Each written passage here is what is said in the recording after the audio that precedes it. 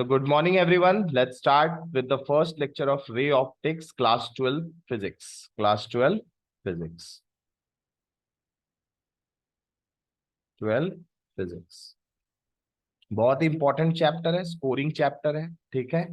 कैसे है समझेंगे। Ray optics and optical instruments, we will learn about some optical instruments also, okay. So coming to the next part, let's have some introduction of this particular chapter. And what is light basically? How can you, what is light? So what is light?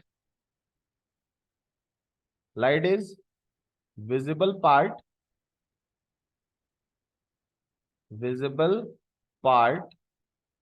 of electromagnetic spectrum.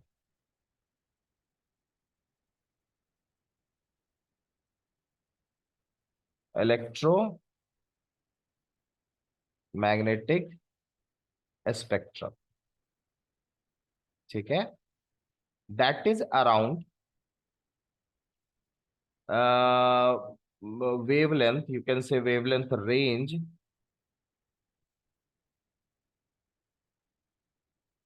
range 400 nanometer to 750 nanometer. Okay, 400 nanometer is the wavelength of violet light.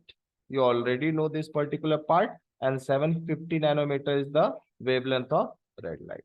And within this particular range, there is a rainbow color, you can say, or the visible part of the spectrum is called a light.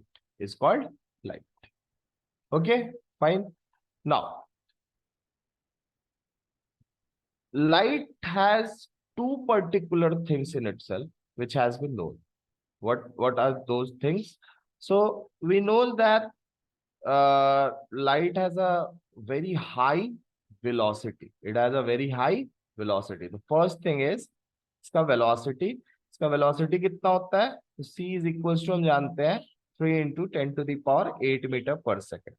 Exact value है ना, आप NCERT में check कर लेना। ऐसे हम लोग calculations में जनरली ये यूज करते हैं। कोई दिक्कत? आप लिख के भी आओगे ये वैल्यू सही रहेगा। क्लियर है? उसके बाद नेक्स्ट और क्या चीज इंपॉर्टेंट जानते हैं हम लोग को? It travels in straight line. क्या जानते हैं? स्ट्रेट लाइन, ठीक है। और क्या जानते हैं?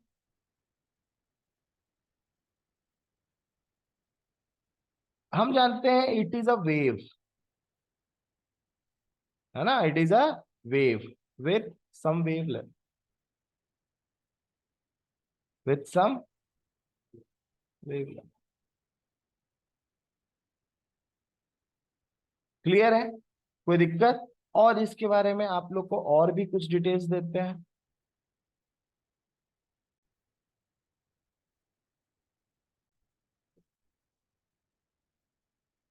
Okay, some more thing about light you can say, like it has the fourth point you get is it has the highest velocity in vacuum. It has the highest velocity in vacuum. ठीक है, vacuum that is your 3 into 10 to the power 8 meter what we are assuming, ठीक है। जो हम लोग assume कर रहे हैं वो वाला पर्टिकुलर पार्ट, ठीक है। अच्छा, यहाँ पे एक चीज ध्यान में रखना है कि इसका हाँ, डिफरेंट मीडियम्स में इसका वेलोसिटी और घटेगा, है ना। इस बात को भी ध्यान में रखना है, मतलब और चेंज होता है। और that is the main reason for refraction, ठीक है। रिफ्रैक्शन टेक्स प्लेस, आप यहाँ पे भी एक नोट में लिख सकते हो कि refraction takes place due to different velocities of light medium, ठीक है। velocities of light in different medium,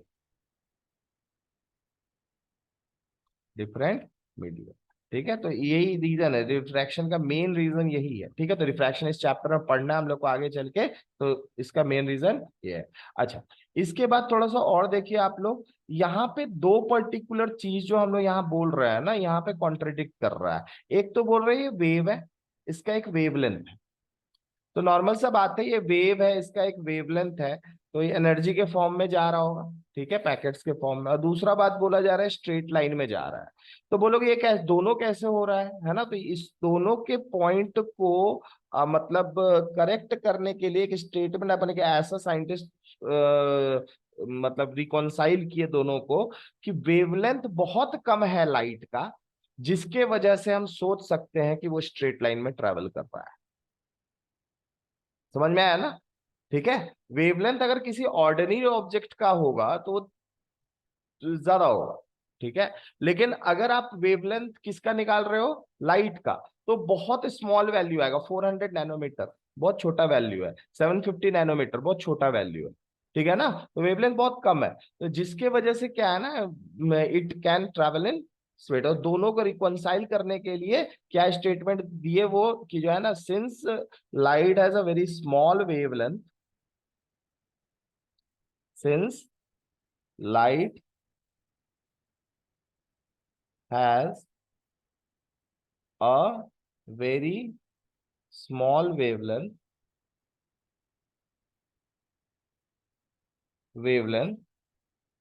that is the reason, that is why they travel in a straight line. Clear है ना? दोनों कॉन्ट्रडिक्ट कर रहा था बात, तो बेसिकली उसका वेवलेंथ बहुत छोटा है। ठीक है ना, स्ट्रेट। क्लियर है? कोई डाउट है? समझ में आ गया? ठीक है, चलिए नेक्स्ट पार्ट पे आ जाते हैं। नेक्स्ट पार्ट है the path of the path is called the ray of light. ठीक है, जो पाथ होता है उसको हम लोग क्या बोलते हैं, रे ऑफ लाइट। और बंडल ऑफ सच रेज को क्या बोलते हैं, बीम ऑफ लाइट। कहने का मतलब है, अगर आप लाइट को इस तरीके से दिखा रहे हो तो दिस इज अ रे। ठीक है, और बहुत सारा रेज का बंडल अगर सोच रहे हो तो क्या हो जाएगा आपका, बीम ऑफ लाइट हो जाएगा। This is a beam of light, this is the beam of light. Clear है मेरे ख्याल से? किसी कोई डाउट है इसमें? This is the beam of light. In this chapter we consider the phenomena of reflection, refraction and dispersion of light. Dispersion भी एक टर्म है, इसको भी सीखेंगे। Using the ray picture of light, using the basic laws of reflection and refraction. We shall study the image formation by plane and spherical reflecting and refracting surfaces. We then go on to describe the construction and working of some important optical instruments, including the human eye. तो ये में main आपका इस chapter का objective है। तो this objective we can say this particular thing as objective of this particular chapter. ठीक है, this is the objective of this particular chapter.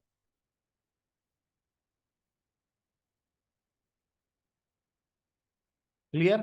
कोई डाउट है बेटा लोग? नहीं ना? चलिए, ओके, नेक्स्ट आते हैं particle model of light. Already आप लोग जानते हो। ठीक है, मतलब पार्टिकल नेचर होता है लाइट का, लाइट में एचबी अमाउंट एनर्जी पैकेट से जाता है, ये चीज है, पता है। ठीक है, तो लेकिन ये पार्टिकल मॉडल ऑफ लाइट के बारे में पहले बहुत सारा चीज है, उसको पहले समझ लो। कहने का मतलब है कि क्या उस समय कॉन्ट्राडिक्शंस चल रहा था, क्या चल रहा था उसके बारे में। अब देखो, Newton's fundamental contributions to mathematics, mechanics and gravitation often blind us to deep experimental and theoretical study of light। मतलब जब न्यूटन ने इतने सारे मैथमेटिक्स, मैकेनिक्स, ग्रेविटेशन, ऑफन जब इतने सारे डीप एक्सपेरिमेंटल हो गए, तो फिर उसके बाद आ जाते हैं क्या कहते हैं, थ्योरेटिकल स्टडी ऑफ लाइट में हम लोग उसको यूज करने लग गए। ठीक है ना, सारे चीजों को समझ में आ रहा? तो he made pioneering contributions in the field of optics. He further developed the Cosclert model of light proposed by Descartes. It presumes that light energy is concentrated in tiny particles called corpses. जैसा कि हम लोग जानते भी है ना, ये Planck quantum theory में भी ये चीज था। ही फर्दर अज्यूम दैट, लेकिन उससे पहले ये कॉर्पसेस का बात चल रहा था, ऐसा मत समझो कि बात नहीं हो रहा था, ठीक है ना, क्लियर है। कॉर्पसेस ऑफ लाइट मतलब उन्होंने ऐसा सोचा कि जो है ना पार्टिकल नेचर है इसका, लाइट का, corpuscles of light were massless elastic particles, मतलब उन पार्टिकल्स का मास नहीं होता है, इलास्टिक नहीं होते हैं वो पार्टिकल्स, ठीक है। Massless elastic particles, massless elastic particles मतलब मासलेस होते हैं और इलास्टिक होते हैं। इलास्टिक मतलब आओ ऐसा गोल में सोचो, ऐसा ऐसा होते रहेगा लेकिन टूटेगा नहीं, वो पार्टिकल है, एनर्जी का पार्टिकल है, ठीक है ना, तो वही बोल रहा है ना, इलास्टिक है मतलब, लेकिन वो ब्रेक नहीं होगा, मतलब एक पार्टिकल की तरफ, वो एनर्जी एक पार्टिकल की तरफ फ्लो कर रहा है, ठीक है। With his understanding of mechanics he would come up with a simple model of reflection and refraction. It is common observation with that a ball bouncing from a smooth plane surface from a smooth plane surface obeys the laws of reflection, ठीक है।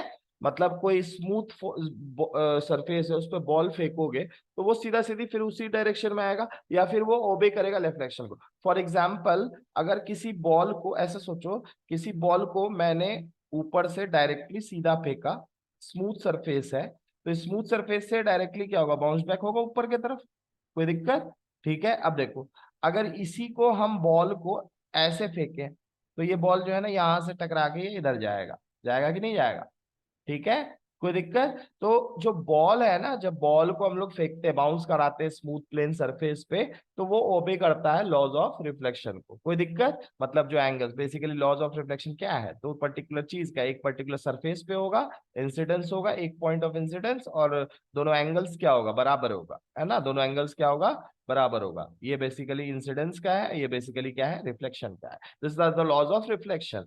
तो यही दो है, इसको अभी आगे statement के तौर पे भी हम लोग पढ़ेंगे। When this is elastic collision, the magnitude of the velocity remains the same. Magnitude of velocity क्या है आपका, रिमेन्स द सेम। कहने का मतलब रिफ्लेक्शन में हम नहीं मानते हैं कि वेलोसिटी लाइट का चेंज कर रहा है, क्लियर है। और कहने का मतलब चेंज करता ही नहीं है रिफ्लेक्शन के केस में। रिफ्लेक्शन एक ही मीडियम में सोचते हैं, रिफ्लेक्शन किस में सोचते हैं, एक ही मीडियम में सोचते हैं। और रिफ्रैक्शन कब होता है, जब एक मीडियम से दूसरा मीडियम में लाइट जाता है, क्लियर है ना। चलो, as a surface is smooth, there is no force acting parallel to the surface, so the component of the momentum in this direction also remains the same. only the component perpendicular to the surface, the normal component of the momentum gets reversed in reflection, जैसा कि बताया है ना। जो normally फेंकोगे surface का तो वो क्या होगा, डायरेक्टली अपवर्ड, रिवर्स्ड होगा डायरेक्टली ऊपर की तरफ, कोई दिक्कत, क्लियर है। अब बाकी में कुछ एंगल्स क्रिएट करेगा, बाकी में क्या करेगा आपका, कुछ एंगल्स क्रिएट करेगा। Newton argued that smooth surfaces like mirror reflect the corpses in the similar manner, कोई दिक्कत। न्यूटन का कहना था कि भैया जिस तरीके से एक बाउंसिंग बॉल है ना, उसको अगर हम एक स्मूथ सरफेस पे फेंकें तो वो किस तरीके का मूवमेंट को शो करेगा, पाथ को शो करेगा, that is the basically the laws of reflection. उसी तरीके से लाइट भी आपका रिफ्लेक्ट करेगा, जैसे स्मूथ सरफेसेस अगर मिरर्स हम लिए तो, क्लियर है, कोई दिक्कत। लेकिन मीडियम चेंज नहीं होना चाहिए, मीडियम ऑफ लाइट चेंज नहीं होना चाहिए, उसका वेलोसिटी चेंज होना नहीं चाहिए। In order to explain the phenomena of refraction, ठीक है, phenomena of refraction, Newton postulated that the speed of the corpuscles was greater in water or glass than in air, ठीक है। तो कहने का मतलब है, न्यूटन क्या बोले कि स्पीड जो होता है ना लाइट का, वो सबसे ज्यादा आपका जो ना एयर में होता है, बेसिकली एयर से भी ज्यादा वैक्यूम में होता है। एयर में थोड़ा कम होता है, लेकिन हम लोग ऑलमोस्ट मतलब जब यूज करते हैं तो एयर और वैक्यूम को सेम ही मान के कर देते हैं, ठीक है ना, क्लियर है। न्यूमेरिकल्स में ऐसे नहीं, एयर का भी थोड़ा कम, एयर में भी वेलोसिटी कम होगा, सबसे ज्यादा कहाँ पे होगा, वैक्यूम में, सबसे ज्यादा कहाँ पे होगा, वैक्यूम में, ठीक है। However, later on it was discovered that the speed of light is less in water और ग्लास देन इन एयर, ठीक है। न्यूटन पोस्टुलेट क्या किया था, speed of corpses was greater in water और ग्लास, ठीक है, मतलब ज्यादा होता है पानी और ग्लास में, लेकिन बाद में क्या डिस्कवर हुआ कि कम होता है। सबसे ज्यादा किस में होता है, वैक्यूम में, जैसा कि आप लोग को बता चुके हैं। उससे कम होगा आपका एयर में, उससे कम आपका ग्लास, देन योर वाटर। ठीक है, और न्यूटन क्या पोस्टुलेट कर रहे थे? ही पोस्टुलेटेड दैट ये वैल्यू क्या होगा, ग्रेटर होगा। कोई दिक्कत? ठीक है। In the field of optics, तो देखो न्यूटन कहां पे थोड़ा सा अब ये गए, ठीक है ना, देखते हैं। न्यूटन द एक्सपेरिमेंटर क्या बोल रहा है, देखो। Newton the experimenter was greater than Newton the theorist. Clear है? वे ऑप्टिक्स में ऐसा बोला जाता है कि न्यूटन जो एक्सपेरिमेंट करने वाले थे वो न्यूटन द थ्योरिस्ट से, दोनों एक ही आदमी है, लेकिन थ्योरिस्ट जो उनके अंदर का था उससे ज्यादा अच्छा उनके अंदर का क्या था, एक्सपेरिमेंटर। ठीक है, अब देखो। He himself observed many phenomena which were difficult to understand in terms of particle nature of light. ठीक है, for example the colours observed due to thin film of oil on water. आप देखे होंगे कि जब जैसे सर्फ पानी या कोई रहता है तो वो उसका जब बबल्स बनता है, ठीक है ना, जब फ्लोर पे बबल्स बना तो आप देखोगे ना उसके ऊपर में अच्छा रेनबो वाला कलर कभी कभी दिखता है। देखे हो, है ना, गौर की होगी, रेनबो वाला कलर दिखता है ना। तो ये कलर क्यों दिखता है, colours observe due to thin film of oil, ये इस चीज के बारे में नहीं बात। ठीक है, न्यूटन ने बोला पार्टिकल नेचर ऑफ लाइट आ गया, ठीक है, कॉर्पसल्स है, सब चीज है, इट दिस कैन बी, ठीक है, चलो, है ना, मतलब उसका भी है, और वो चीजें है भी, एनर्जी पार्टिकल्स होता है, उसका मासलेस इलास्टिक पार्टिकल्स होता है। लेकिन ये जो पर्टिकुलर चीज था ना, ये बहुत सारे आंसर्स नहीं दे पा रहा था, जैसे ये क्यों होता है, फिल्म ऑयल वाटर के ऊपर ऐसा क्यों होता है। प्रॉपर्टी है ना, कि बेसिकली वो उल्टा समझ रहे थे, ठीक है ना, ये पार्टिकल नेचर से नहीं होगा। Property of partial reflection of light is yet another such example. Clear है? कोई दिक्कत? मतलब पार्शियल रिफ्लेक्शन जो होता है लाइट का, ये ऐसा क्यों होता है भाई? क्योंकि लाइट तो आपका पूरा रिफ्लेक्ट हो जाना चाहिए ना ना, ठीक है, तो पूरा का पूरा रिफ्लेक्ट क्यों नहीं हुआ? इसका मतलब लाइट का कुछ वेव नेचर अलग चल रहा है। वेव नेचर में आ जाता है आपका इंपॉर्टेंट फेनोमेना, जैसे डिफ्रैक्शन हो गए, इंटरफेरेंस हो गए, है ना, ये सब चीज आपके। क्लियर है ना, बहुत सारा पार्ट्स होता है। Everyone who has looked into the water in a pond sees image of the face in it. ऐसा क्यों होता है भाई? क्लियर है? मतलब ठीक है, पार्टिकल नेचर आपने बोल दिया लाइट का है, लेकिन ये सब क्यों हो रहा है, क्यों उसका इमेज दिख रहा है पानी में? ठीक है, अपना ही इमेज क्यों दिखता है पानी में, पॉन्ड में? But also sees the bottom of the pond, है ना। ये देखो, सबसे बड़ा चीज है, इमेज भी दिख रहा है। जैसे मान लो कोई आदमी है, ठीक है, समझ में आ रहा है ना, क्लियर है ना सबको? ठीक है, चलो। कोई डाउट होगा तो पूछ सकते हो, ओके।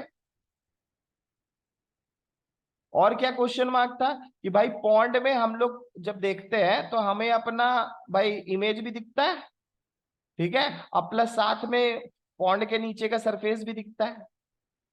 सही है, ऐसा कैसे हो रहा है, दोनों क्यों दिख रहा है? ठीक है ना, क्लियर है, ये भी था question mark. Newton argued that some of the corpuscles which fall on the water get reflected and some get transmitted. Newton argue कर रहे थे कि जो कॉर्पसल्स गिरे वाटर पे, वो वाटर कुछ कॉर्पसल्स क्या हो जाते हैं, रिफ्लेक्ट हो जाते हैं, और कुछ पार्ट कॉर्पसल्स क्या हो जाते हैं, ट्रांसमिट हो जाते हैं। कहने का मतलब है कि ऐसा सोच लो, जो ट्रांसमिट हो गया वो पर्टिकुलरली इसको देख रहा है, दिखाने में मदद कर रहा है, और जो रिफ्लेक्ट हुआ वो पर्टिकुलरली इस पर्टिकुलर इमेज को दिखाने में मदद कर रहा है। ये इमेज है पॉन्ड में, ठीक है, इमेज है ना, किसका, जो आदमी भाई खड़ा होके देख रहा है, ठीक है, कहाँ पे, तालाब के किनारे, उसको इमेज दिख रहा, प्लस ये सरफेस भी दिख रहा पॉन्ड का, प्लस क्या दिख रहा है, सरफेस। तो उनका कहना था ना कि कुछ कॉर्पसल्स रिफ्लेक्ट हो जाते हैं तो इमेज क्रिएट हो गया, और कुछ कॉर्पसल्स क्या हो गए, ट्रांसमिट, मतलब सीधा सीधी जा रहे तो वो पर्टिकुलर सरफेस से टकराएंगे फिर, ठीक है ना, तो वो आपका अलग दिखाने लग गए। ठीक है, तो उसको क्या बोले, वो बोले कि जो ना इस तरीके का चीज। लेकिन लेकिन अभी भी देखो बहुत दिक्कत है। But what property could distinguish these two kinds of corpuscles? Newton have to postulated some kind of unpredictable chance phenomenon which decided whether an individual corpuscle would be reflected or not. ठीक है, Newton ने basically क्या किया, had to postulate some kind of unpredictable chance phenomenon which decided whether an individual corpuscle, कोई एक individual corpuscle reflect होता है या नहीं. In explaining such phenomena, however, the corpuscles were presumed to behave as if they are identical. सबसे बड़ा बात था कि corpuscles को क्या माना जाता था, आइडेंटिकल माना जाता था. मतलब सब जितने भी कॉर्पसेस लाइट में सब क्या है आपके, सेम. हम लोग ये चीज ऑलरेडी पढ़ चुके हैं कि लाइट के पार्टिकल्स को क्या बोला था, कॉर्पसेस. ये आप लोग को केमिस्ट्री में एटॉमिक स्ट्रक्चर में 11th में ही पढ़ाई हो चुका है. ठीक है, क्लियर है. आगे, such a dilemma does not occur in wave picture of light. लेकिन यही चीज जब वेव पिक्चर के हिसाब से सोचा गया तो फिर उसमें कोई दिक्कत नहीं था, क्योंकि वेव नेचर में ये सारा चीज आ जाता है, रिफ्लेक्शन, रिफ्रैक्शन, डिफ्रैक्शन, इंटरफेरेंस, बहुत सारा चीज शो करता है. क्लियर है ना, कोई दिक्कत. N incoming wave can B divided into two weaker waves, all the boundary between air and water. तुम एक ही वेव को दो वीक वेव में डिवाइड कर सकते हो अगर एक बाउंड्री दे दिया जाए तो. डिफ्रैक्शन जिसको बोलते हैं, उल्टा हो रहा है, बस यहाँ एक वेव दो में बट रहा है. ऐसे आप सोच लो, इंटरफेरेंस क्या हुआ, इंटरफेरेंस मतलब वो दो वेव आपस में मिलकर नया वेव क्रिएट कर रहा है. ठीक है, कोई डाउट. तो मतलब कि particle wave model of light, अच्छा बात है, पार्टिकल मॉडल ऑफ लाइट बहुत सारा चीज को एक्सप्लेन किया है ना, किया. जैसे कि आपका बहुत जो हम लोग पहले पढ़ चुके हैं, क्या क्या था, ब्लैक बॉडी रेडिएशन, याद आ रहा है ना, ब्लैक बॉडी रेडिएशन, इसको एक्सप्लेन किया पार्टिकल नेचर वाला. ठीक है, इसके बाद photo electric effect, photo electric effect, है ना, ये सबको पार्टिकल नेचर एक्सप्लेन कर दिया. लेकिन ये जो रिफ्लेक्शन, रिफ्रैक्शन हो रहा है, डिफ्रैक्शन हो रहा है, इसको मतलब जो है ना कॉर्पसल्स का थ्योरी या पार्टिकल नेचर ऑफ लाइट पूरा तरह से एक्सप्लेन नहीं कर, लेकिन ये वेव नेचर ऑफ लाइट इसको पूरा एक्सप्लेन कर रहा था. कोई दिक्कत है ना. An incoming wave can be, मतलब since such a dilemma does not occur in the wave picture of light, तो वेव पिक्चर में ऐसा कोई चीज पता, दिक्कत नहीं है. ठीक है, कोई डाउट है इसमें, समझ में आ गया. चलिए, तो अब आज आगे बढ़ते हैं लाइट चैप्टर.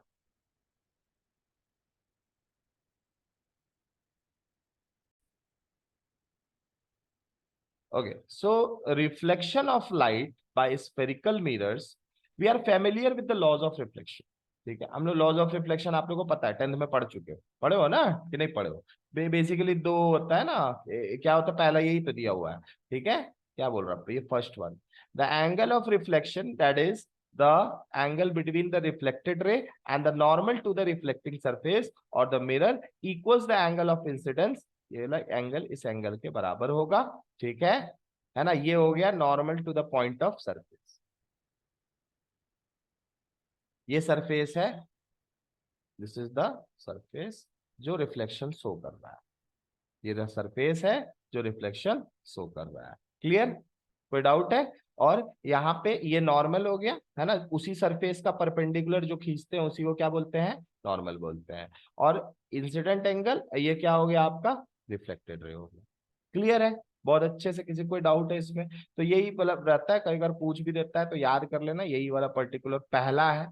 ठीक है, also the incident ray, reflected ray and normal to the, जैसा कि पहले reflecting surface at the point of incidence, तो ये पहले ही आप लोग को हमें तुरंत दिखाए भी थे. ठीक है ना, इसीलिए चीज को lie in the same plane.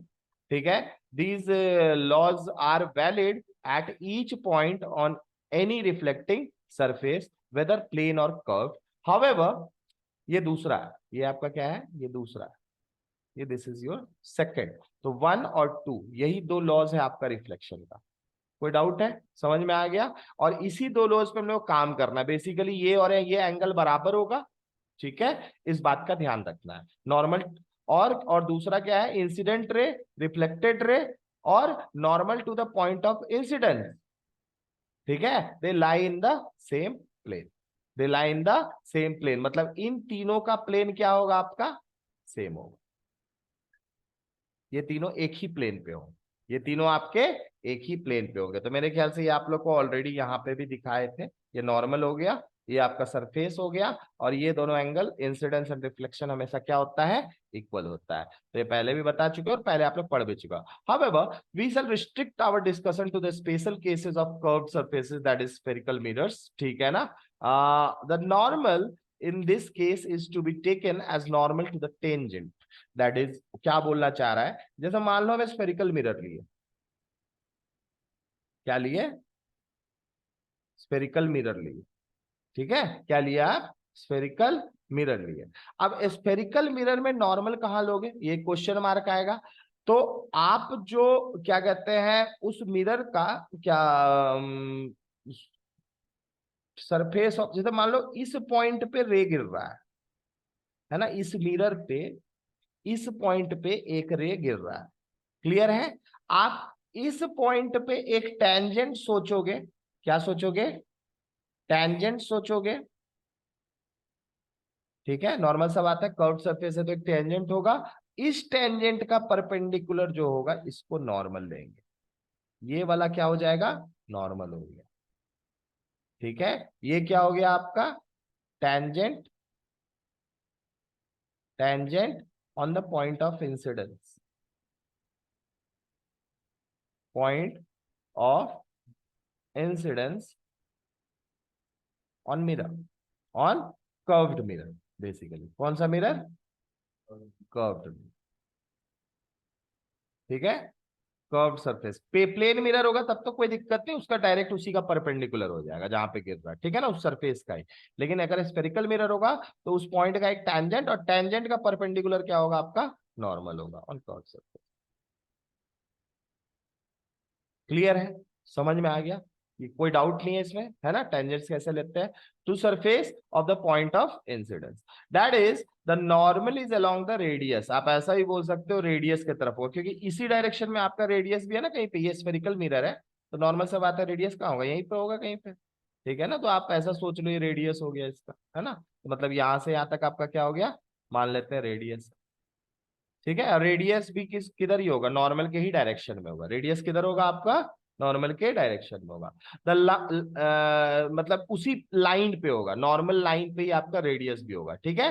The line joining the centre of curvature of the mirror to the point of incidence, तो मतलब ये वाला पॉइंट को क्या बोलोगे, अगर मान लो ये सेंटर ऑफ कर्वेचर हो गया, ये क्या हो गया आपका सी, ये वाला पॉइंट क्या हो गया आपका सी, है ना। Centre of curvature of the mirror to the point of incidence, है ना, इसी को रेडियस बोलते हैं, इसको क्या बोलते हैं, रेडियस, जैसा बता दिया। We have already studied that geometric centre of spherical mirror is called its pole, ठीक है। ज्योमेट्रिकल सेंटर जो होता है उसको क्या बोला जाता है, पोल बोला जाता है, उसको क्या बोला जाता है, pole. While that of spherical lens is called its optical centre, कोई दिक्कत, तो ज्योमेट्रिक सेंटर जो स्फेरिकल मिरर होगा उसको पोल बोला जाता है, तो इसको हम क्या बोलेंगे, पोल बोलेंगे। तो line joining the pole and centre of curvature, ठीक है, of the spherical mirror is known as the principal axis, इसको क्या बोला जाता है, प्रिंसिपल एक्सिस। तो we have already studied geometrical centre of the spherical mirror is called its pole, while that of a spherical lens is called the optical center. The line joining the pole and the center of curvature of this is called its principal axis, इसी को क्या बोला जाता है, principal axis बोला जाता है। In case of spherical lenses the curvature axis is line joining the optical center with its principal focus, ठीक है, विथ इट्स प्रिंसिपल फोकस। तो प्रिंसिपल एक्सिस हम लोग अभी समझेंगे, सारे चीज को हम समझेंगे अभी, ठीक है। पोल किसको बोलते हैं, ठीक है ना, ज्योमेट्रिक सेंटर जो होता है स्फेरिकल मिरर, है ना, उन सब चीजों को अभी समझेंगे, और साथ में साइन कन्वेंशन भी समझेंगे। जैसे मान लीजिए कोई इमेज अगर आपका रखा हुआ है मिरर के आगे तो क्या करना है, और इमेज रखा हुआ अगर मिरर के इस तरफ तो क्या करना है, ठीक है ना। तो भैया आपका मान लो जैसे इमेज इधर फॉर्म हो रहा है, इधर ऑब्जेक्ट है, तो अब इधर वाले चीजों को हम लोग क्या साइन कन्वेंशन देंगे, इधर वाले चीजों को क्या, मिरर से कितना दूरी इधर बढ़े तो इसको प्लस बोलेंगे या माइनस बोलेंगे, इस चीज के बारे में अब बात करेंगे, ठीक है। तो नेक्स्ट है आपका साइन कन्वेंशन, नेक्स्ट क्या है आपका, साइन कन्वेंशन, साइन कन्वेंशन बहुत सिंपल है, बता रहे चैप्टर बहुत स्कोरिंग है, बहुत आसानी से समझ में आने वाला है, ठीक है। तो यहाँ पे आपका अगर हम बात करें अच्छे से इस चीज को समझो, ठीक है, देखो यहाँ पोल कौन सा हुआ, ज्योमेट्रिक सेंटर कौन सा दिख रहा है यहाँ पे, ये दिख रहा है, तो ये आपका क्या हो गया, पोल हो गया। ठीक है ना। और ये जो एक्सिस हुआ, जो पोल और इसको ज्वाइन करता है, उसको क्या बोलते हैं हम लोग, प्रिंसिपल एक्सिस बोलते हैं। क्या बोलते हैं, प्रिंसिपल एक्सिस बोलते हैं। ठीक है, ज्योमेट्रिक सेंटर अब समझ में आ रहा है, क्लियर है ना, क्या बोला था, the already studied geometric centre of the spherical mirror is called its pole. ठीक है, पोल। तो line joining the pole and centre of curvature, और सेंटर ऑफ कर्वेचर कौन सा था, सेंटर ऑफ कर्वेचर मतलब इस पर्टिकुलर लाइन यहां पे सोच लो कहीं पे होगा। ठीक है, सी, क्लियर है ना, सी। ये जो लाइन ज्वाइनिंग मतलब ये लाइन, अच्छा लाइन जैसा कि पता है लाइन का कोई अंत नहीं होता है, ठीक है, लाइन दोनों साइड बढ़ता है, लाइन सेगमेंट उसका एक एंड होता है लाइन सेगमेंट का, तो लाइन बोल रहा मतलब दोनों साइड आप बढ़ता हुआ सोच सकते हो, जो इस सी और पी को ज्वाइन कर रहा हो, उसी को क्या बोलेंगे हम लोग, प्रिंसिपल एक्सिस बोलेंगे, उसको क्या बोलते हैं, प्रिंसिपल एक्सिस बोलते हैं। तो मेरे ख्याल से क्लियर हो गया वो दोनों चीज जो बोले थे। ठीक है, कोई दिक्कत इसमें। ओके, तो साइन कन्वेंशन पे अब ध्यान दे देते हैं। साइन कन्वेंशन में याद रखिएगा, इंसिडेंट रे के डायरेक्शन में, है ना, इन the direction of, direction of incident रे, इंसिडेंट रे, रे, तो हम साइन कन्वेंशन पॉजिटिव लेते हैं। ठीक है, मतलब जो भी चीज मेजर करेंगे हम इस डायरेक्शन में, उसको क्या लेंगे, प्लस लिखेंगे। और जो भी चीज हम उल्टे डायरेक्शन में लिखेंगे, in the direction opposite to incident ray, opposite to incident ray, वो उसको वो सारा मेजरमेंट्स का साइन कन्वेंशन क्या हो जाएगा, नेगेटिव। ये बेसिकली क्या है, मेजरमेंट्स, है ना, बेसिकली जो मेजरमेंट्स हम लेंगे।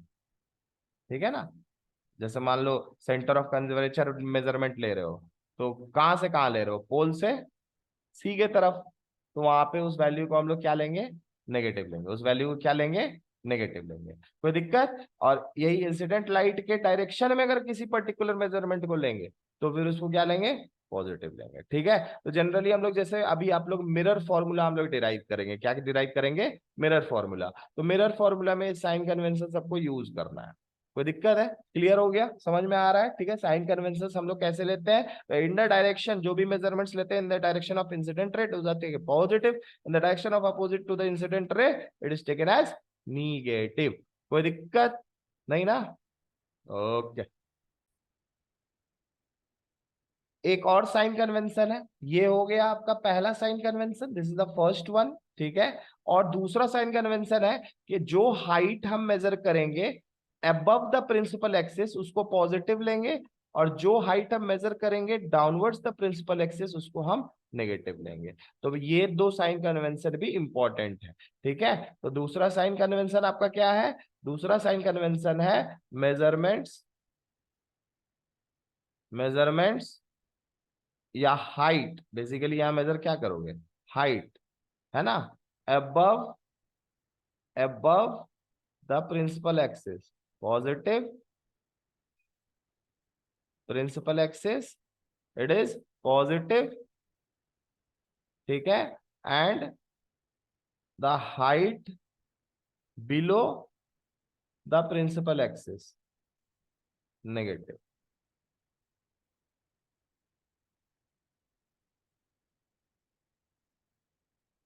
Axis negative.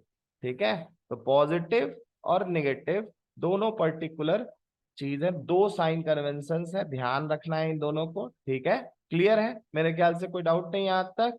चलिए, चलिए नेक्स्ट टॉपिक में आ जाते हैं। नेक्स्ट टॉपिक है आपका focal length of spherical mirrors. ठीक है, फोकल लेंथ स्फेरिकल मिरर्स का क्या होता है, तो इसमें आप लोग को दो तीन इंपॉर्टेंट डायग्राम्स है, वो सब आप लोग को बनवा।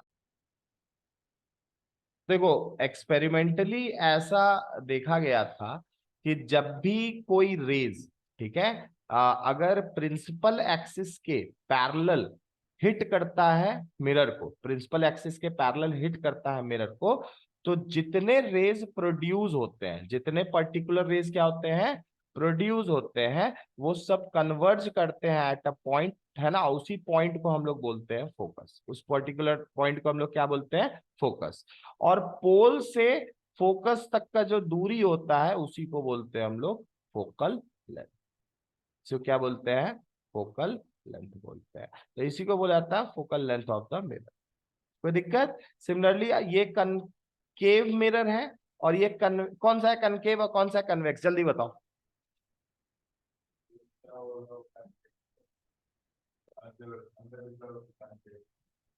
अच्छा ठीक है, तो ये कनकेव है, और ये वाला आपका,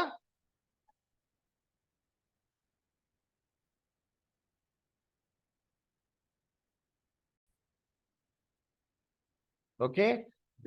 तो इसको बोलते हैं फोकल लेंथ, ठीक है। और ये आपका जैसे कि है ना, जब साइनिंग पार्ट अंदर होता है इसको क्या बोलते हैं, ये आपका हो गया, हाँ कनकेव मिरर है। ये आपका क्या है, कनकेव। और ये आपका कन्वेक्स लेंस है, सॉरी कन्वेक्स मिरर है। क्या है आपका, mirror. This is concave mirror and this is convex mirror, convex mirror. कोई दिक्कत? अच्छा, एक पॉइंट और देखा गया था एक्सपेरिमेंटली, कि ये जो फोकल पॉइंट आ रहा था जहां पे सारा रेस कन्वर्ज कर रहा था, यहां से यहां तक का दूरी तक वो क्या बोलोगे, पोल तक का दूरी को रेडियस बोलते हैं, ठीक है। तो ये देखा गया कि जो है ना, फोकल लेंथ जो आ रहा था एफ, फोकल लेंथ को एफ से डिनोट कर देते हैं, एफ, ठीक है। फोकल लेंथ को एफ, फोकस को कैपिटल एफ से, तो यहां दिखा ही हुआ है।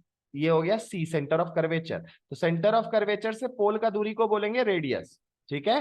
तो रेडियस, और ऐसा एक्सपेरिमेंटली देखा गया, जो फोकस जो पॉइंट आया था वो एकदम मिड पॉइंट था आपका रेडियस ऑफ कर्वेचर का, ठीक है, सेंटर ऑफ कर्वेचर। तो r/2 भी इसको हम लिख सकते हैं। तो एफ इज इक्वल टू, दूसरा क्या हो जाएगा आपका, एफ इज इक्वल टू हो जाएगा r/2। कोई दिक्कत? क्लियर है यहां तक, समझ में आ रहा?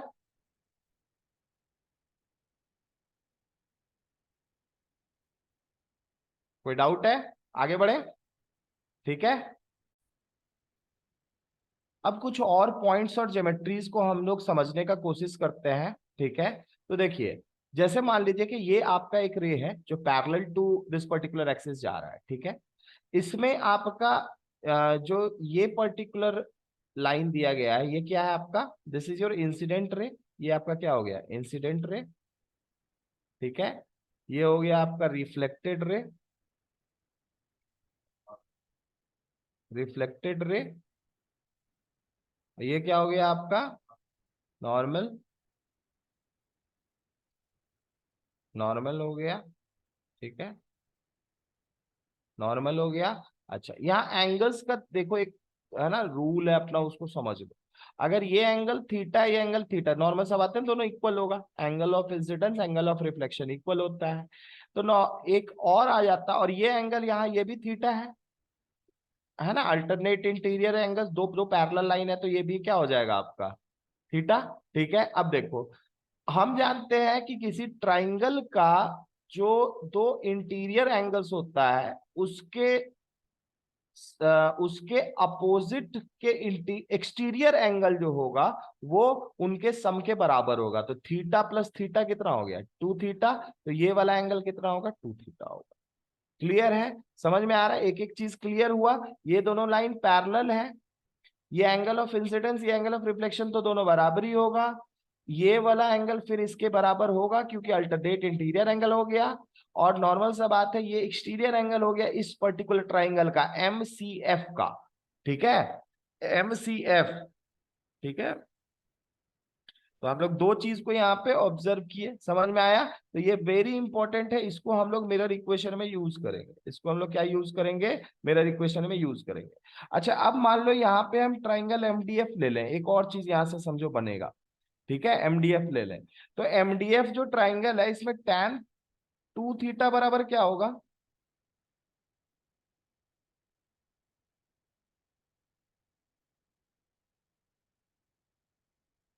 क्या होगा, देखो देखो देखो, वहां देखो, MDY क्या है, FD, हाँ स्क्रीन पे देखो, बताओ, ठीक है ना, MDY FD, है ना, ये यही हो जाएगा। अच्छा, ये बेटा FD बेसिकली देखो, यहाँ पे क्या है ना, D और P में बहुत कम डिस्टेंस है, बहुत छोटा डिस्टेंस है। तो हम लोग इसको एक ही पॉइंट मान लेते हैं, ठीक है। उस बेसिस पे आप एमडी को, यही होगा ना, ऑब्जेक्ट ही होगा ना, रे अगर लाइट आ रहा है तो वैसा सोच रहे हैं, ठीक है, कुछ रेज इधर जा रहा होगा, कुछ रेज इधर जा रहा होगा, ये सोच रहे होंगे, तो ये ऑब्जेक्ट का हाइट भी मान सकते हो, ये ऑब्जेक्ट का हाइट हो गया, कोई क्लियर, तो एमडी ऑब्जेक्ट का हाइट हो गया, और एफडी बेटा फोकल लेंथ है, एमडी क्या है, फोकल लेंथ है, तो इसको हम लिख सकते हैं एमडी बाई एफ, कोई दिक्कत। अब देखो, अब यही तुम देखो सेम चीज ट्राइंगल एम सी डी में, अच्छा याद रखिएगा, एम डी एफ लिखो या फिर एम पी एफ लिखो, सेम चीज होगा, ठीक है, क्यों, क्योंकि ऐसा क्यों मानते हैं, क्योंकि D is very close to P, कोई दिक्कत। मिरर्स के केस में जो ये पॉइंट होता है ऊपर से खींचने पे, वो that is very close to the pole, that is why we take D and P at similar position, है ना, while doing the calculations, making the calculations easier, okay। Triangle MCD में अगर गौर करो, tan थीटा बराबर क्या हो जाएगा, M, अब हो गया आपका एमडी तो रहेगा ही, क्या होता है ये ना, परपेंडिकुलर बाई बेस, बेस क्या हो गया सीडी, सीडी बेटा क्या है आर, ये क्या हो गया आपका, सीडी बराबर क्या हुआ, सेंटर ऑफ कर्वेचर, ये पोल है, क्या हो गया, रेडियस नहीं हुआ, रेडियस हुआ ना, और रेडियस बराबर क्या होता है, 2f होता है, तो आप इसको जो ना 2f भी लिख सकते हो, है ना, या फिर इसको आप लिखो आर, इसको अभी आर ही लिखो, इसको क्या लिखो, आर लिख लो, तो क्या लिख लिए, आर लिख लिए, ठीक है। अब दोनों इक्वेशन को एक साथ इक्वेट करो तो, और मेरे को बताओ क्या कुछ रिलेशन यहां से निकल के आ रहा है, खुद से बता सकते हो या हम बताएं,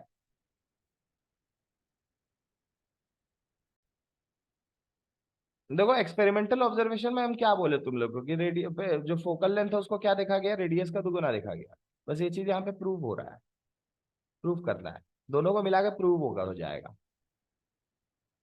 ठीक है। अच्छा, हम एफ और आर का कंडीशन कब ले रहे हैं, ये चीज इंपॉर्टेंट है,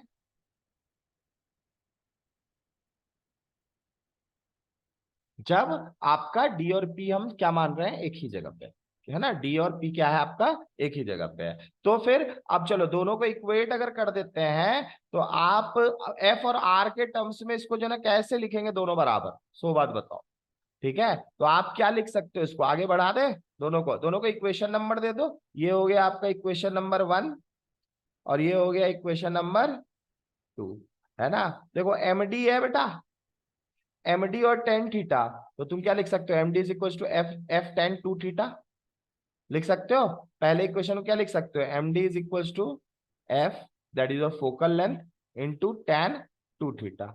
सिमिलरली इस इक्वेशन में क्या लिख सकते हो, MD is equal to R tan theta होगा, तो एमडी इज इक्वल टू क्या हो गया आपका, टेन थीटा, ठीक है। तो दो इक्वेशंस यहां से और बन के आ गए, अब दोनों को डिवाइड कर दो, ये 3 मान लो, ये मान लो 4 है, दोनों को डिवाइड कर दो, दोनों क्या कर दिए, डिवाइड कर दिए, डिवाइड किए तो दोनों कैंसिल हो गया, आर चलो ऊपर कर देते हैं, एफ को इधर कर देते हैं, तो आर बाई एफ हो गया इधर साइड, ठीक है, इधर क्या लिख देंगे, tan two theta divided by tan theta. Math के स्टूडेंट हो तो जल्दी से ये वाला रेशियो निकाल के बता दो, ठीक है, जल्दी लेट मत करना, सॉल्व करके बताइए, आप सब चीज बता, जल्दी सॉल्व करो तुम लोग, है ना, सब चीज बताते रहेंगे, है ना, इतना बार ट्रिग्नोमेट्री अब पढ़ा है हम 12 में आने के बाद, बताओ क्या हो जाएगा,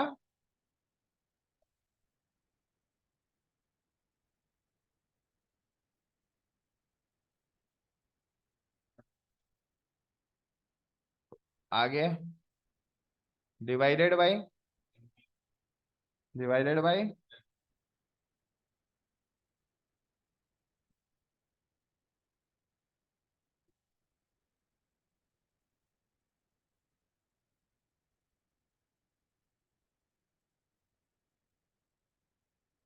श्योर है ना, यही है, हाँ,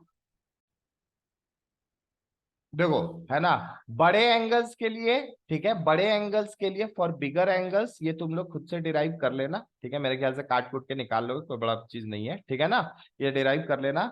स्मॉल एंगल्स के लिए, ये चीज इंपॉर्टेंट है, ये चीज तुम लोग ट्रिग्नोमेट्री में भी पढ़े होगे।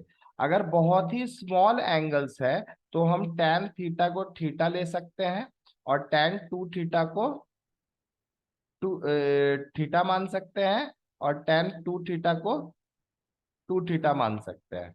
ठीक है, तो उस बेसिस पे हम यहाँ से, या फॉर ये हो गया, ये आगे पढ़े फॉर बिगर एंगल्स, कोई दिक्कत है ना, फॉर बिगर एंगल्स। और जनरली जो ऑप्टिक्स में यूज होगा, जनरली जो ऑप्टिक्स में यूज होगा वो तो होगा स्मॉलर एंगल्स के हिसाब से, है ना। तो फॉर स्मॉलर एंगल्स अगर लोगे तो फिर फॉर स्मॉल एंगल्स क्या हो गया, फॉर स्मॉल एंगल्स ये बराबर हो गया 2 theta divided by theta, theta theta cancel हो गया, तो यहां से क्या आ गया आपका r is equals to F by R is equals to 2f। ठीक है, तो ये डिराइव भी हो गया आपका, है ना। अच्छा, बड़े एंगल्स के टर्म्स में भी आप चाहो तो निकाल सकते हो।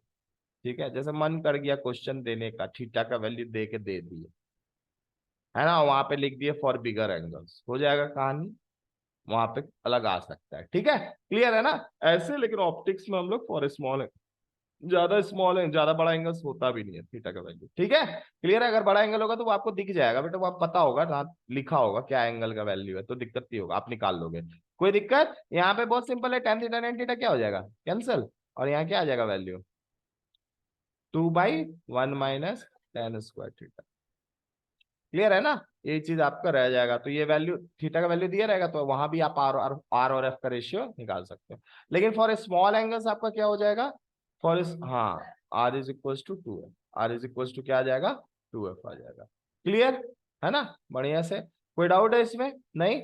और ये ऐसा क्यों मान रहे हैं, ये चीज पहले ही बता चुके हैं, क्योंकि डी और पी बहुत क्लोज है एक दूसरे से, है ना, तो बहुत एंगल को हम लोग छोटा मान रहे हैं। ठीक है, आगे बढ़े, समझ में आ गया ना चीज, है ना, बढ़िया से। अब नेक्स्ट है आपका मिरर इक्वेशन। नेक्स्ट क्या है आपका, मिरर इक्वेशन, है ना। ठीक है, तो बेसिकली थीटा जो है ये किस तरह का एंगल है उस पर डिपेंड कर रहा है आपका, ठीक है ना। लेकिन क्या कहते हैं, जो लाइट का पर्टिकुलर थ्योरी है उसमें हम लोग यही मानते हैं, आर इज जो जितने भी डायग्राम बनाते हैं उसमें are is equal to 2f। ये जो वैल्यू है ज्यादा कम ऊपर नीचे नहीं आएगा, तो इतना मैं नहीं सोच रहा, 2 के ही आसपास रहेगा, मतलब 2.1 से, ऐसा सोच लो, थोड़ा बहुत डेविएट करेगा, ज्यादा नहीं करेगा। ठीक है ना, क्लियर है ना। कोई डाउट, समझ में आ गया। तो ये चीज ध्यान में रखना है, ये चीज बहुत सिंपल आएगा आपका। ठीक है, और ये इसको अब ज्यादा नहीं सोचना, ये बेसिकली जो हम लोग लाइट चैप्टर में लेंगे वो यही मान के ही चलेंगे, आर बराबर क्या होगा, 2f होगा, आर बराबर क्या होगा, 2f होगा। क्लियर है, ठीक है, चलिए आगे बढ़ते हैं। नेक्स्ट आ जाते हैं हम लोग मिरर इक्वेशन, नेक्स्ट आ जाते हैं हम लोग मिरर इक्वेशन।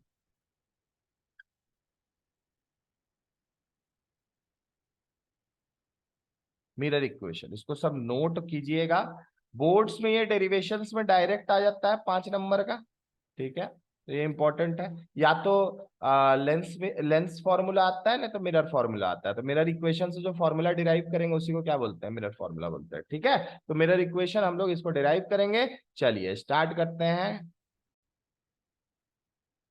अब इम्पोर्टेंट आप लोग को क्या क्या ध्यान रखना है मिरर इक्वेशन डिराइव करते टाइम, वो समझना है। ठीक है, जैसे मान लो कि ये हम आपको एक डायग्राम बना दिए, ठीक है ना, मिरर फॉर्मूला भी डिराइव कर रहे हैं, ठीक ना। चलिए, ये आपका क्या है, ऑब्जेक्ट, ये क्या है, ऑब्जेक्ट, और ये क्या है, इमेज, ये क्या है आपका, इमेज। ये याद रखना, ए बी को आप हाइट ऑफ ऑब्जेक्ट बोलोगे, और यहाँ पे ए डैश बी डैश जो है ये क्या हो गया आपका, हाइट ऑफ इमेज। ठीक है, जिस चीज को प्रिंसिपल एक्सिस से ऊपर करेंगे उसको क्या बोले थे, पॉजिटिव देंगे, और जिस चीज को प्रिंसिपल एक्सिस के नीचे करेंगे उसको क्या बोलेंगे, नेगेटिव देंगे। ये चीज पता है, इंसिडेंट रे के डायरेक्शन में जो चीज नापेंगे, मेजरमेंट लेंगे, उसको पॉजिटिव, और इंसिडेंट रे के अपोजिट जो भी चीज नापेंगे उसको क्या करेंगे, नेगेटिव। तो हम लोग फोकस को नापते हैं पोल से लेकर के यहां तक, है ना। तुम नापोगे, बताओ मिरर से कितना दूर है इमेज, तो मिरर से स्टार्ट करोगे ना नापना, तो इमेज का जो दूरी होगा वो क्या होगा, नेगेटिव लोगे। और सिमिलरली ऑब्जेक्ट का जो दूरी होगा मिरर से वो भी क्या लोगे, नेगेटिव। क्यों, क्योंकि दोनों इंसिडेंट रे के अपोजिट डायरेक्शन में तुम नापोगे। क्लियर है, कोई डाउट है इसमें, समझ में आ रहा है।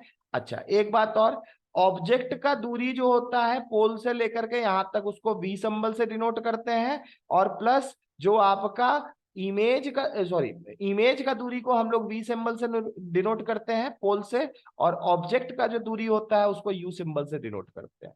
कोई दिक्कत? क्लियर है? बाकी चीज ऑलरेडी आप लोग जानते हो, फोकल लेंथ को एफ से डिनोट करते हैं और यहां से यहां तक का दूरी को आर से डिनोट करते हैं, सेंटर ऑफ कर्वेचर्स। क्लियर है ना? आपको उतना चीज फिलहाल इसमें लेना नहीं है। अब इसमें आप लोग को दो तीन ट्राइंगल ढूंढना है। बेसिकली आपको क्या करना है, दो तीन ट्राइंगल ढूंढना है ना? और फिर मिरर फॉर्मूला जो है उसको डिराइव करना। ज्यादा इसमें नहीं होगा, ट्राइंगल बहुत छोटे छोटे ट्राइंगल्स लेने हैं, जैसे बताते हैं। सबसे पहले तो आप यहां से एम से एक दूरी बना लो, यहां कोई डी पॉइंट बना लो, और डी और पी पॉइंट को हम लोग ऑलमोस्ट क्या मानेंगे, सेम मानेंगे, क्योंकि ज्यादा दूरी दोनों के बीच में होगा नहीं। ठीक है, very close to each other, that is why. Okay, तो अब यहाँ पे देखो, इसमें आप ट्राइंगल लोगे। क्या लोगे? Triangle.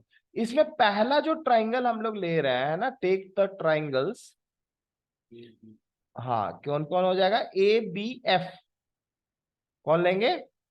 A B F and A dash B dash, A dash B dash F. कोई दिक्कत? A dash B dash F. अच्छा, एक बात बताओ, क्या ये दोनों ट्राइंगल सिमिलर है?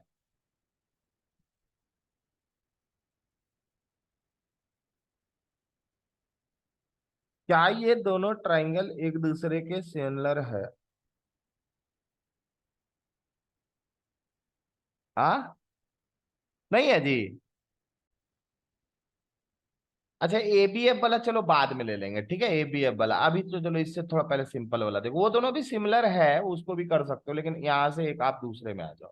एमपीएफ सोच लो। आप सोच लो एमपीएफ। क्या सोच लो?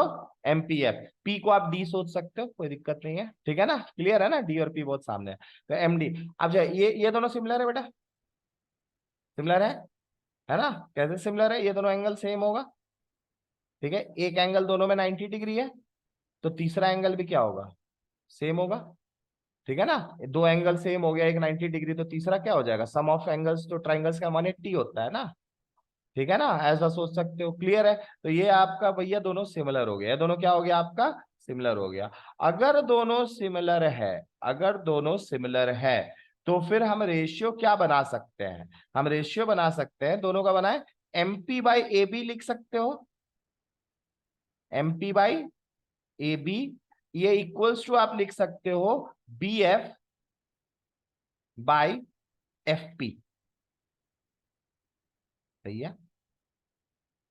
नहीं, उल्टा लिख दिया, रेशियो दोनों।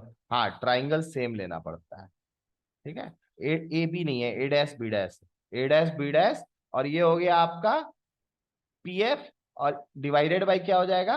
B F. P F divided by B F, होगा ना बेटा? B dash. कोई दिक्कत है ना? ए डैश, अच्छा यहाँ ए डैश थोड़ा मार्किंग सही से नहीं है, A dash B dash F. कोई क्लियर? ठीक है। अब ये वाला पर्टिकुलर सिचुएशन आपको आ गया, ठीक है? अब यहाँ पे एक ही इसको इक्वेशन वन दे दो।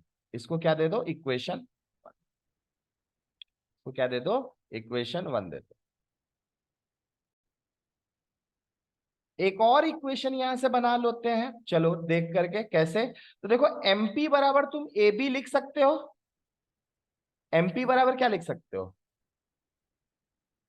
एमपी बेटा ये वाला है ना? एमपी को क्या लिख सकते हो? ए बी लिख सकते हो, ठीक है? तो वही पूछ रहे हैं, ए बी ये हो जाएगा आपका A B by A dash B dash, है ना? Equals to P F by B dash. Clear है? कोई डाउट है इसमें? समझ में आ गया ये वाला पार्ट में? इसको इक्वेशन नंबर टू दे दो। इसको क्या दे दो? Equation number two. अब आ जाते हैं नेक्स्ट। नेक्स्ट ट्राइंगल जो हम लोग इसमें इस पर्टिकुलर इक्वेशन में पर्टिकुलरली लेंगे हम लोग, है ना, वो कौन सा होगा उसको देख लेते हैं। तो देखो, ए बी और ये पी दिख रहा है ट्राइंगल आपको, ठीक है? और यहाँ पे ए डैश बी डैश पी, ये दोनों ट्राइंगल दिख रहा है।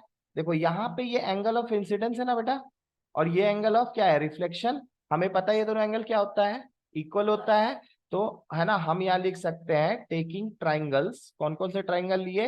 ए B P and A dash B dash P, है ना। इसमें ये दोनों अगर सिमिलर हो गया तो हम लोग क्या लिख सकते हैं, A B by A dash B dash is equal to क्या हो जाएगा, बी पी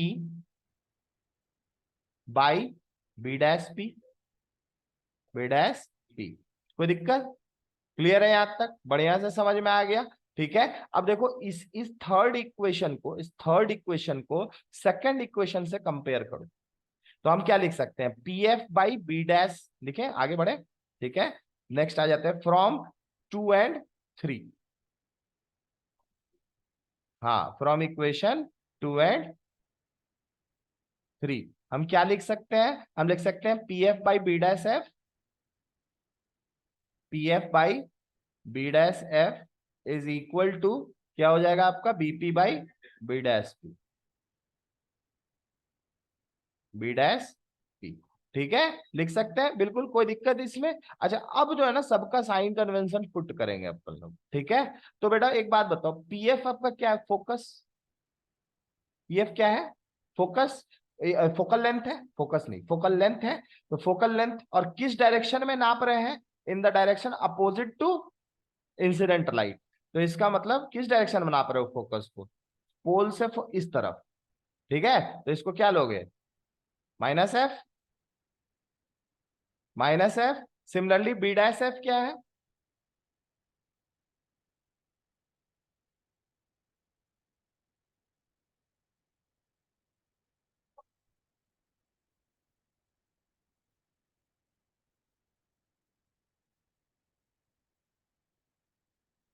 अच्छा इसको अभी बी डैश एफ रहने दो। ठीक है, इसको हम दो टर्म्स में डिवाइड करेंगे, ठीक ना, बाद में। बी डैश एफ, बीपी क्या है आपका, बीपी आपका है ऑब्जेक्ट का दूरी फ्रॉम पोल, तो that is denoted by U. तो मतलब ये हो गया माइनस यू, और ये हो गया आपका माइनस बी। कोई दिक्कत यहां तक, कोई दिक्कत है यहां तक, क्लियर है। ठीक है, इसको एक इक्वेशन दे दो, इसको एक इक्वेशन दे दो, इक्वेशन नंबर 4। अब बी डैश एफ क्या होगा उस पर ध्यान देते हैं। ठीक है, देखो बी बी डैश एफ जो है, आप क्या लिख सकते हो, बी डैश एफ को आप दो टर्म्स के टर्म्स में लिख सकते हो। आप इसको क्या लिख सकते हो, बीपी माइनस एफ पी, ये होगा B dash P, B dash F.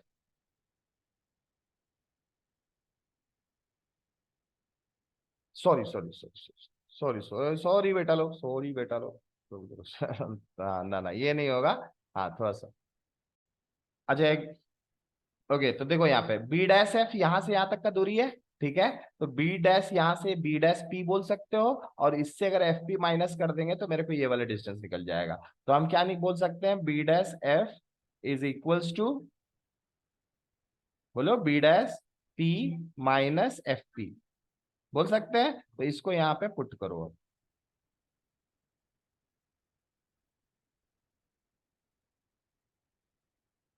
यहाँ पे हो जाएगा minus F by B dash F को क्या लिखेंगे, B dash P minus F P, B dash P minus F P. ये इक्वल्स टू क्या हो जाएगा, minus U by minus B. अच्छा बोलोगे सर माइनस साइन क्यों डाले हैं, तो साइन कन्वेंशन के बेसिस पे डाले हैं। किस पे बेसिस पे डाले हैं, साइन कन्वेंशन के बेसिस पे डाले हैं। तो ये बताओ ये कितना हो जाएगा, माइनस एफ। अच्छा बी डैश पी बेटा है क्या, what is B dash P, B dash P is minus B, सही है ना।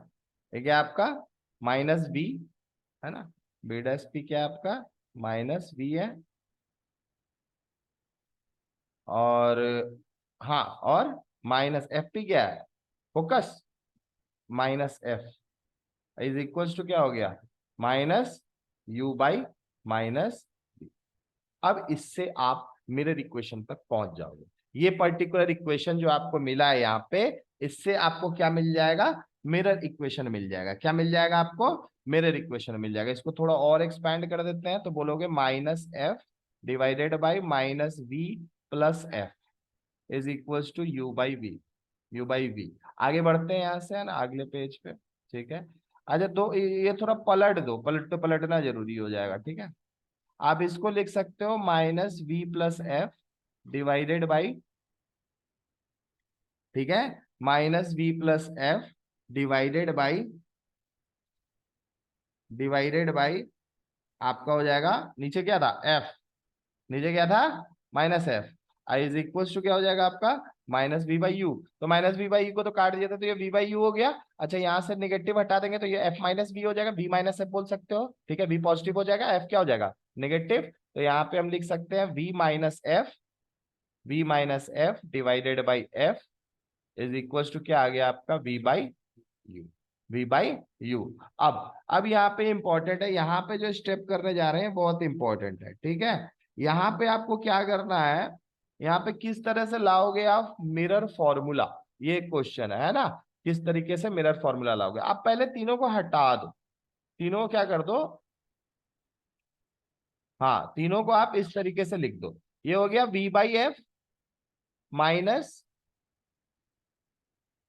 F by F I is equal to क्या हो गया वी बाई यू, ठीक है, वी बाई यू। आपको डिवाइड इस तरीके से करना, अगर आप मान लो मल्टीप्लाई कर देते हो सबको तो क्या आ जाएगा बताओ तो, जल्दी से, जल्दी बताओ, जल्दी जल्दी जल्दी जल्दी। ये तो डिवाइड कर दे, ये तो वन हो जाएगा ना। कैसे लाओगे वो इंपॉर्टेंट है, इक्वेशन लाओगे कैसे, वो तो मिरर इक्वेशन ठीक है, आ जाए कैसे आएगा। अच्छा आप एक काम करो, इसको लिख दो, इसको लिख सकते हो यू वी, इसको लिख सकते हो एफ यू, इसको लिख सकते हो वी एफ, कोई दिक्कत होगा ना, समझ में आ रहा है। अब देखो dividing both sides by you V F, dividing both sides by UV F. अब ध्यान दो क्या होगा, ठीक है, यूवी एफ है, यूवी कट जाएगा, यहाँ पे क्या बचा one by F minus UV F है, यहाँ पे क्या क्या दिख रहा है आपको यू और एफ, तो मतलब बी बचेगा, नीचे में क्या बचेगा बी, और यहाँ पे क्या बचेगा सिमिलरली वन बाई यू बचेगा। तो आ गया आपका mirror formula, one by U plus one by V is equal to one by, कोई दिक्कत। So this is the mirror formula, mirror formula, ठीक है। नेक्स्ट क्लास में हम लोग और बात करेंगे, ठीक है, यहाँ रहने देते हैं, मैग्निफिकेशन है ना मिरर का, उसके बारे में बात करेंगे। फिलहाल मिरर फॉर्मूला ये है। आप लोग को एक होमवर्क देते हैं, इस होमवर्क को कीजिएगा घर में, अच्छा रहेगा। होमवर्क ये है, derive mirror formula with the use of convex mirror, derive, हाँ mirror formula with the help of convex mirror, ठीक है। और नेक्स्ट क्लास में इसके आगे हम लोग कंटिन्यू करेंगे। Till then thank you everyone, love you all.